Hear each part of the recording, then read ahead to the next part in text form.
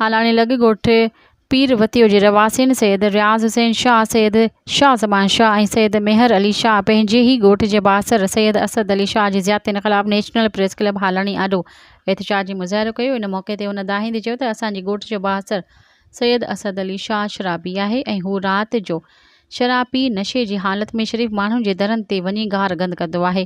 हुनजे त उन खां असां ज़मीन ख़रीद कई आहे जंहिंजा असां उनखे 2 लख रुपया शाहिदनि जे साम्हूं ॾिना आहिनि। हाणे हू असांखे खातो न पियो ॾिए, ज़मीन जो खातो घुरण तां हू असां मथां कूड़ो मीडिया ट्रायल करे असांजी साख खे नुक़सानु पहुचाए रहियो आहे। हुननि वधीक चयो त हुननि असां मथां कूड़ा केस दाख़िल कराए हीसाइणु चाहे थो, असांखे मौतमार धमकियूं ॾेई रहियो आहे। हुन मां असांखे जान जो ख़तरो आहे।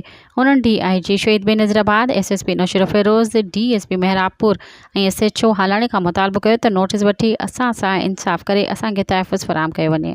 मज़ीद ख़बरनि ऐं तफ़सीलात लाइ विज़िट कयो असांजी वेबसाइट www.awamiNewsHD.com ऐं ॾिसंदा रहो अवामी न्यूज़ HD।